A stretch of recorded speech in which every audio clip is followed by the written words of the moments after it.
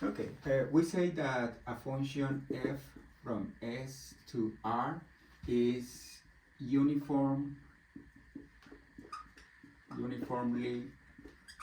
continuous if for every epsilon bigger than 0 there exists a delta such that for any pair of numbers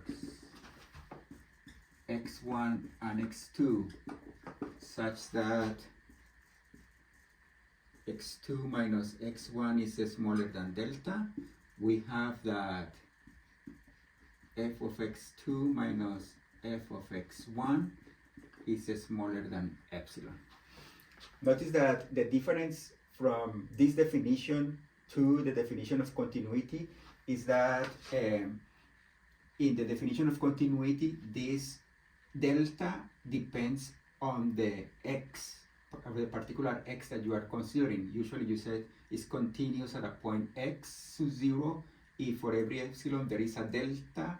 That delta depends on the x to 0 such that x minus x to 0 is smaller than delta implies that f of x minus f of x to 0 is smaller than epsilon. And then the main difference is that the delta depends on the x to 0 when you define continuity at x to 0, but here the delta is independent of the x, of the values of x. Let's suppose that we have f from the real numbers to the real numbers, and we define f of x equals to x squared.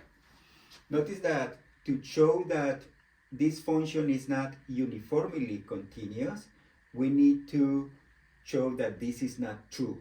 To show that this is not true, this statement starts with for every epsilon, then we need to find an epsilon, a particular one, such that there exists, that means that the negation we have to show that there exists an epsilon start such that for every delta there exist two values x1 and x2 such that this is true and this is false, such that x2 minus x1 is smaller than delta and f of x2 minus f of x1 is bigger or equal than epsilon start. This is what we need to show if we want to show that a function is not uniformly continuous. Okay, in this case, for this function, we're going to take this epsilon. Then let this epsilon to be equal to 1. And we're going to show that it doesn't matter how small delta is, you can always find two values for x such that this is true and this is not true. Then we said let delta be bigger than 0, and then we're going to select x2 equal 1 over delta and x1 equal 1 over delta plus delta over 2. Then we clearly have that x2 minus x1 is equal to delta over 2, which is smaller than delta. The difference between these two is delta over 2. And let's compute this difference.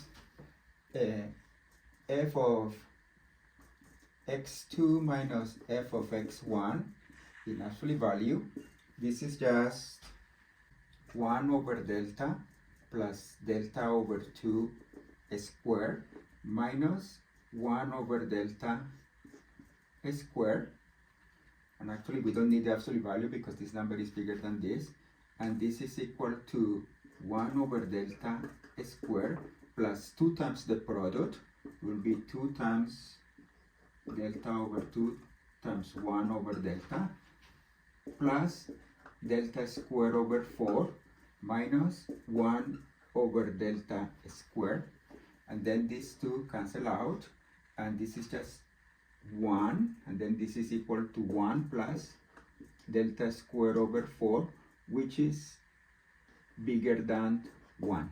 Then we have shown that this function is not uniformly continuous because for this choice of epsilon, it doesn't matter how delta is, how small delta is, I can find two values that are very close to each other, and the outputs are farther apart than our epsilon equal to 1. This shows that this function is not uniformly continuous.